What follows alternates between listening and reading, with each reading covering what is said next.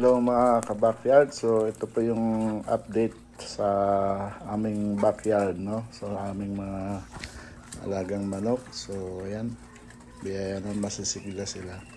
So ang mga manok namin ay decal brown, saka may ilang pirasong black astralope. So iba-iba, may mga native din na ano. So sa pag-aalaga talaga ng manok ay medyo kailangan na hindi ka basta-basta sumusuko, dahil sa simula talaga, lalo na yung pakain ngayon ay medyo mahal na. So may mga ayan, nakita nyo, iba-iba yung klase ng manok namin at saka mga laki.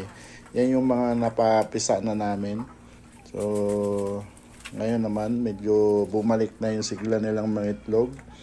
Kaya kahit papano ay mayroon na tayong pagkunan yung pagkain nila. Pero nag-iisip tayo ng mga alternatibo na kung saan tayo makatipid ng pagkain, dahil hindi pwedeng purong feeds, lalo na yung mga native.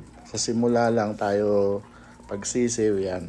Kailangan pakainin natin sila ng maayos hanggang sa maabot sila ng 2 buwan o kaya 1 buwan. So, yan yung mga ibinubukod-bukod naming pang-breeding para kahit papano, dahil yung iba dyan ay medyo may edad na, para may pamalit. So, nakita nyo naman yung mga itlog. Kahit papano ay nakakatuwa naman, kasi dati nung tag-ulan, medyo naglaylo sila mga itlog, kaya medyo talaga nagbabago ang pangingitlog nila. Lalo pagka yung klima medyo malamig, maulan, ayan. So at least ngayon bumalik na uli yung kanilang sigla sa pangingitlog. Kaya sabi ko nga, yan, nakikita nyo yung aking biniling Madre de Agua.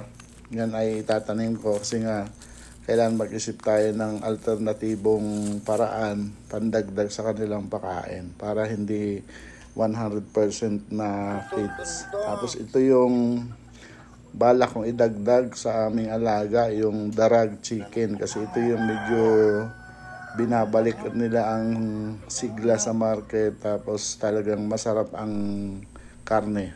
Ito yung mga una naming tanim na Madre de Agua, seedling yan na nabili ko. So nakita nyo naman, malago na.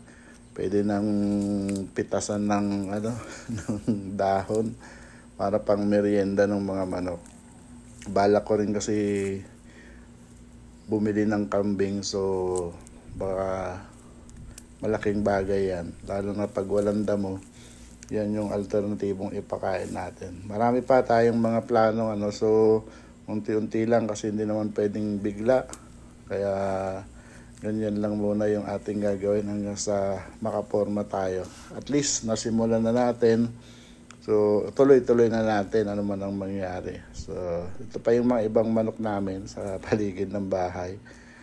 Naka sila, tali yung iba po.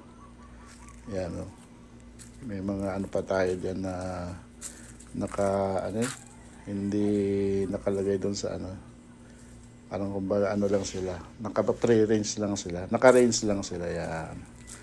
Ayan, ito pa yung mga iba. Ito yung mga napapisa na sa native namin pinapisa itong mga to medyo malalaki na sila. Ayan, so ayan yung mga napapisa na namin. Hindi pa kasi ako bumili incubator, kasi pinag-iisipan ko pa, kaya temporary ay pinapapisa namin sa mga native na manok. Kaya ayan, para at least may dumami ba yung bilang. Kumbaga yan na lang yung yung pinaka tubo natin pag dumami yung bilang nila, kasi sa ngayon nga hindi naman 100% na nangigitlog pa yung manok, na yun ang parang inaasahan natin sana na pagkuhaan talaga ng kanilang pagkain. Pero sa ngayon hindi pa nakakasuporta as 100% yung kanilang pinoproduce, dahil di naman tayo pwedeng magbenta nitong mga napapisa natin. Kaya yan lamang guys ang update sa ngayon. Bye.